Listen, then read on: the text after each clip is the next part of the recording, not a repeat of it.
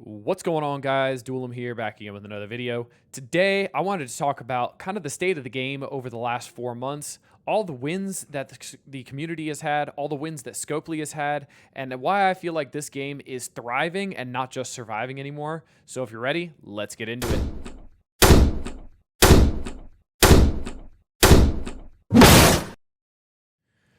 For the first topic that I want to cover, we're going to be talking about diamonds and then the promises that they made when diamonds came. The biggest promise that Scopely made to us was going to be the character shard increased availability that was going to be coming when diamonds were announced.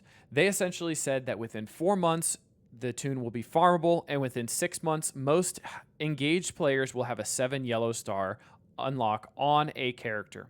As of right now, the only toon that has a 4-month opening period since this has been announced is going to be Photon. Photon was made available, farmable, on 11/30.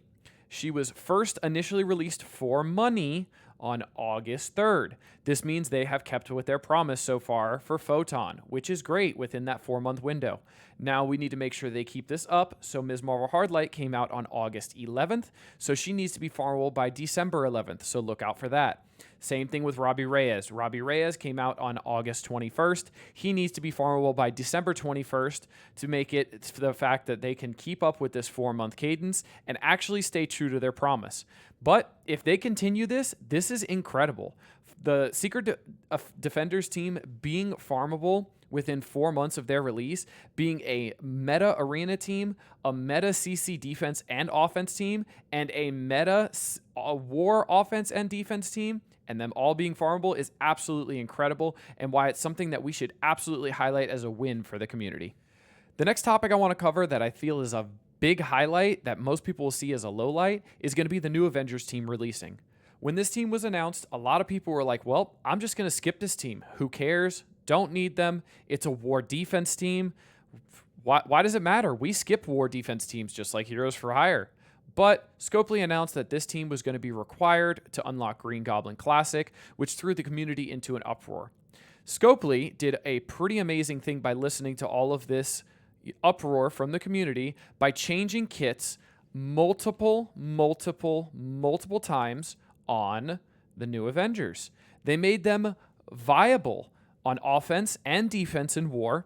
They made them a little bit more viable in other game modes. We've yet to find a real good use for anything just yet, outside of maybe a mid-tier, B-tier, maybe high C-tier CC defense team in Room 4 because they have the dodges. But as you can see, this team here was able to get difficulty 8, all Scourges on the Green Goblin Classic team, on the Green Goblin Classic Scourge, and I was able to get a 6 yellow Green Goblin Classic with minimal investment. This team does incredibly well on war defense, and it gets bolstered the bigger you make them. So all in all, this team is pretty good, and Scopely turned a really volatile and bad situation into a good one, and I applaud them for that, and you should too. Next up, I want to talk about Pegasus, the tech raid team that solved all of our issues of having to use Doom, Kang, and some other tech idiots that just rarely worked in Incursion 1.6 or even 1.5.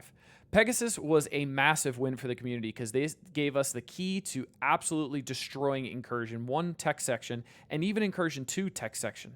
The reason why I want to highlight this as a win, not just for being able to get us through content, which is kind of a standard, but the animations on this team are absolutely stellar.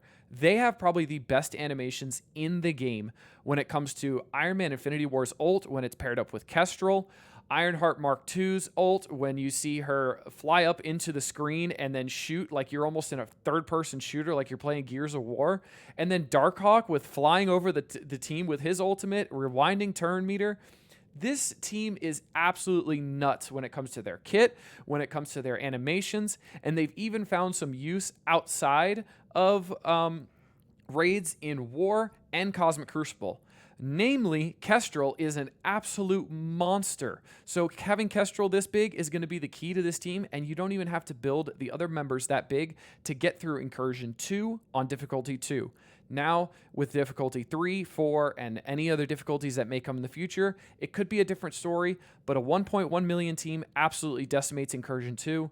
That's why I think this team is an absolute win on so many different levels, and Scopely should be applauded for this.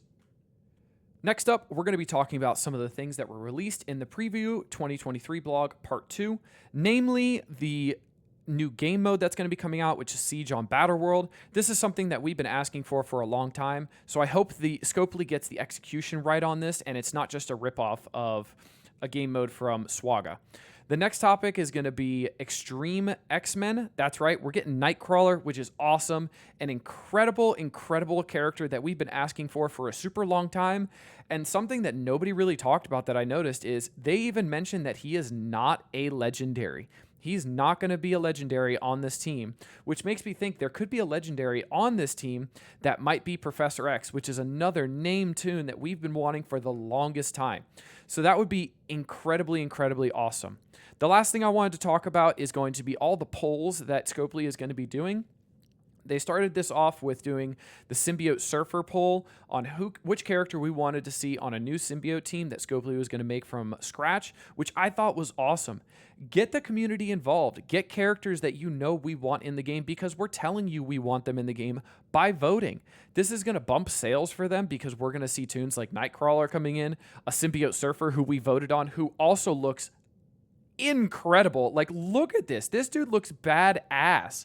And then hopefully we can get even more choice, which they alluded to by saying we can pick full teams and full synergies that could come in the future. So I feel like this is a massive win from the preview blog. I just hope they stick the landing and implement this well and implement this often. The last topic I wanted to cover is going to be the Superior 6 team and the Sinister 6 reworks. I feel like this is the biggest win for the community that we've had in a very long time. The reworks and the new tunes that we got were absolutely insane.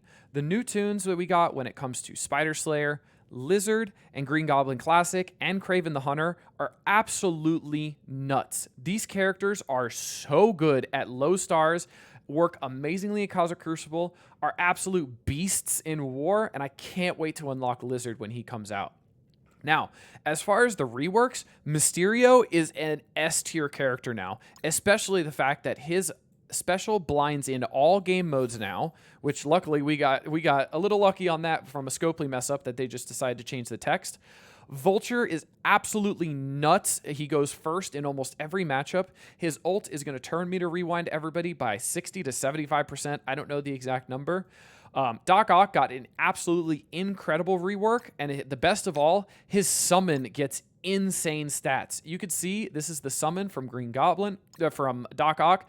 He has 136,000 damage. This is more damage than Super Skrull. Yes, Super Skrull. This is more damage. This summon absolutely smacks. And when you bring him in, and all you have to do is build your Doc Ock, and that summon just gets more and more stats.